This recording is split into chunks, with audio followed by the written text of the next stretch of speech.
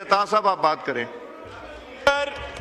یاد ماضی عذاب ہے یا رب، عطا تارڑ کی یاد اسمبلی ماضی میں عذاب ہے یا رب، تقریر. چھین لے مجھ سے حافظہ میرا. یہی ہاؤس تھا اور اسی ہاؤس کے اندر جناب اسپیکر میں آپ کو یاد دلانا چاہتا ہوں، آپ کی کرسی پر اسد کیسر صاحب براجمان تھے اور یہ آدھی فرنٹ لائن جیلوں کے اندر تھی، اور میرے لیڈر آف اپوزیشن میاں محمد شہباز شریف صاحب نے اس وقت بھی بڑے پن کا مظاہرہ کرتے ہوئے کہا. کورم پوائنٹ آؤٹ کرسی پہ جا کے ہوتا ہے، کورم یہاں سے نہیں ہوتا. جی آپ بات کیجئے. اس وقت لیڈر آف اپوزیشن نے باوجود اس کے گمن صاحب کہ کورم عمران پوائنٹ آؤٹ نیازی کر رہے کی ہیں. چیرہ دستیاں جاری تھیں، اس کی فستائیت عروج پر تھی. عطا ایک سیکنڈ پلیز. جی آفریدی صاحب. جی عطا صاحب جناب اسپیکر میں آپ کاؤنٹ کر لیں، ہم نے کاؤنٹ کر لی ہیں.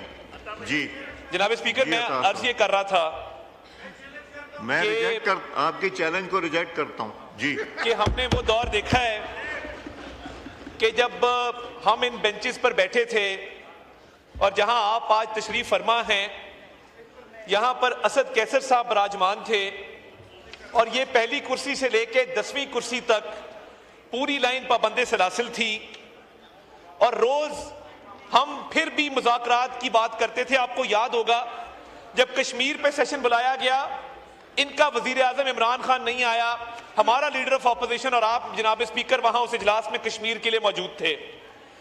تمام فستائیت کے باوجود، تمام چیرہ دستیوں کے باوجود میاں محمد شہباز شریف نے اسی کرسی پر کھڑے ہو کر کہا تھا کہ میں مساق معیشت کرنے کو تیار ہوں، آؤ ہمارے سے بات کرو. اور یہ اس وقت کہتے تھے، نعرے لگاتے تھے، برا بھلا کہتے تھے، ہم تو اس ملک کی بات کر رہے تھے. جناب اسپیکر اب بھی آپ نے ایک بار نہیں، آپ نے یہاں سے کئی بار مذاکرات کی کال دی، کمیٹی بنی، مرحوم عرفان صدیقی صاحب اس کے ممبر تھے، انہوں نے اس عمل کو سیبوٹاج کیا. اس لیے میں کہتا ہوں کہ یاد ماضی عذاب ہے یا رب، چھین لے مجھ سے حافظہ میرا. ان کی جو سلیکٹو میموری ہے اور ان کی جو سلیکٹو موریلٹی ہے، میرا سب ٹھیک ہے تمہارا سب برا ہے، یہ اس ملک میں نہیں چلے گا. جناب اسپیکر اور الیکشنز میں آنا چاہتا ہوں، بائی الیکشن کے اندر ان کی جماعت نے بائیکاٹ کیا. جناب اسپیکر جو رنگ سے باہر تھا، جو میدان میں کھیلنے نہیں آیا، اس کو تنقید کا بھی کوئی حق نہیں ہے کہ وہ بائی الیکشنز پہ بات کرے. اس سیاسی عمل کا حصہ بننے سے انہوں نے انکار کیا. الیکشن سے عطا تارڑ کا کہنا تھا کہ ہم نے کئی بار فلور آف دی ہاؤس میں میثاق کے معیشت بنانے کے لیے زور دیا. ہم نے کہا آؤ ملک کے لیے، ملک کی خاطر ایک ہو جائیں، پر یہی لوگ یہیں پہ ہم پر تنقید کرتے تھے، ہنستے تھے. میاں شہباز شریف نے کھل کر کہا. اس کے سامنے ایک بہت بڑا سیاسی خاندان تھا، اس کے سامنے خیبر پختونخوا کی حکومت کے ریسورسز تھے، حکومت ان کی، پولیس ان کی، ایڈمنسٹریشن ان کی، گراؤنڈ لیول پہ لوگ ان کے، مگر بابر نواز خان ان سے جیت چھین کے لایا ہے اور آج یہاں پہ اس نے حلف لیا ہے. ہم اس کو خراج تحسین پیش کرتے ہیں. جناب اسپیکر یہ جو بیرسٹر گوہر صاحب نے بات کی، میاں محمد نواز شریف کو اس ملک کی اعلیٰ عدالتوں نے اپنے ماضی کے غلط فیصلوں کی تصحیح کی. میاں محمد نواز شریف کے ساتھ جو زیادتیاں ہوئیں اس پر عدالتی ریلیف ان کو ہائیسٹ کورٹ سے ملا، اور ان کی اپنی کابینہ نے، جب میاں نواز شریف صاحب نے باہر جانا تھا، ان کی اپنی کابینہ نے فیصلہ کیا. آج یہ اس پر تنقید کرتے ہیں تو ان کو اپنے طرز عمل پر تھوڑی سی نظر ثانی کرنی چاہیے، تھوڑا اپنے گریبان میں بھی جھانکنا چاہیے. اور جناب اسپیکر یہ اگر دھاندلی کا شور کرتے ہیں تو میں ان سے پوچھتا ہوں کہ تمہارے لیگل کاغذ کدھر ہیں؟ ٹریبیونل کے لیے تم نے کیا کیس تیار کیا ہے؟ ہم جتنے ادھر بیٹھے ہیں ہمارے اوپر بھی یہ الزامات لگاتے تھے.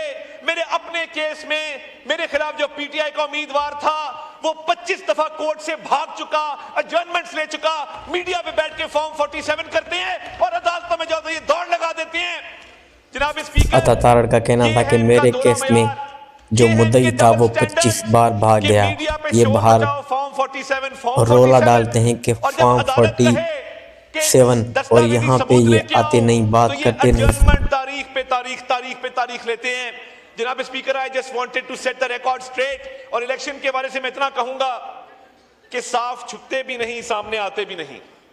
ان کا جو رویہ تھا الیکشن کے دوران, ہمارا بوائیکاٹ ہے, ہم الیکشن نہیں لڑ رہے, مگر یہ ہمارے مخالف امیدواروں کے ساتھ مل کے پوری کیمپینز چلائیں سوشل میڈیا کے اوپر, میڈیا کے اوپر, گراؤنڈ کے اوپر, اور اس کے باوجود ان کو شکست فاش ہوئی.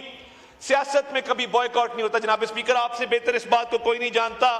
اپنی سیاسی غلطی کو چھپانے کے لیے اس ہاؤس کو دوش دینا, آپ کو دوش دینا, میاں نواز شریف کو دوش دینا قابل مذمت ہے اور ایک شرمناک عمل ہے ان کا. آخری بات میں یہ صرف یہ عرض کرنا چاہتا ہوں کہ ان کی ہر چیز میں قول و فعل میں تضاد ہے.